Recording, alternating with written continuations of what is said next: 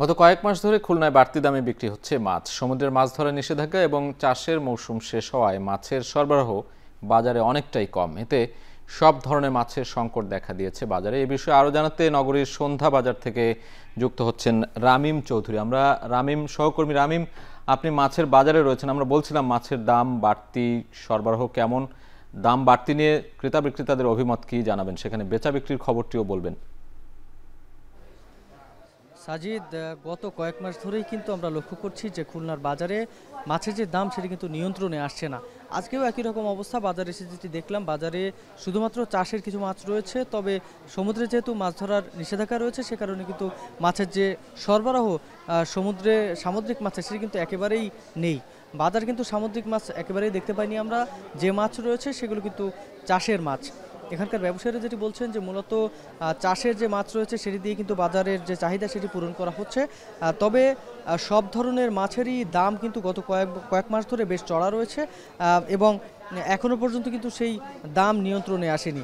এখানকার যে চাষের যে পাবদা মাছগুলো রয়েছে সেগুলো আজকে 450 থেকে 450 টাকা করে বিক্রি করা হচ্ছে। ছোট ছোট যে চিংড়ি রয়েছে সেগুলো আজকে 550 থেকে শুরু করে 750 টাকার মধ্যে বিক্রি করা হচ্ছে। এছাড়াও রুই মাছ রয়েছে, কার্প জাতীয় যে মাছগুলো সেগুলো রয়েছে, ট্যাংরা মাছ রয়েছে। সব মাছগুলোর কিন্তু দাম বেশ চড়া রয়েছে। তবে দু একটি মাছ আমরা দেখেছি যে মাছগুলোতে সরবরাহ বাজারে বেড়েছে। তার মধ্যে আমরা দেখেছি যে এখানে কিন্তু কোরাল মাছটা দেখেছি, কোরাল মাছের যে সরবরাহ সেটি কিছুটা বেড়েছে। এরকম দুই একটি মাছ ছাড়া কিন্তু বাজারে সব ধরনের মাছের দাম বেশ চড়া রয়েছে। এই যে কোরাল মাছ বাজারে বেড়েছে তাতে কিন্তু বাড়ার ফলে যেখানে দাম কিন্তু মাত্র 50 টাকা কমেছে কেজিতে, তারপরেও কিন্তু প্রায় প্রতি কেজি 700 টাকা করে বিক্রি করছে এখানকার দোকানিরা। এখানকার যারা ক্রেতারা রয়েছেন তারা কিন্তু এতে সন্তুষ্ট নয়, কারণ বাজারে যে মাছ রয়েছে প্রত্যেকটি মাছের দাম কিন্তু বেশ চড়া রয়েছে, যার ফলে কিন্তু এখানকার ক্রেতারা বলছেন যে মাছের দাম যদি আরও না কমে সেক্ষেত্রে কিন্তু সাধারণ মানুষের ক্রয় ক্ষমতার বাইরে চলে যাবে। এর পাশাপাশি ব্যবসায়ীরা যেটি বলছেন যে মূলত আগামী আর 15 থেকে 20 দিনের মধ্যে কিন্তু মাছের দাম কিছুটা নিয়ন্ত্রণে আসবে। এখানকার যারা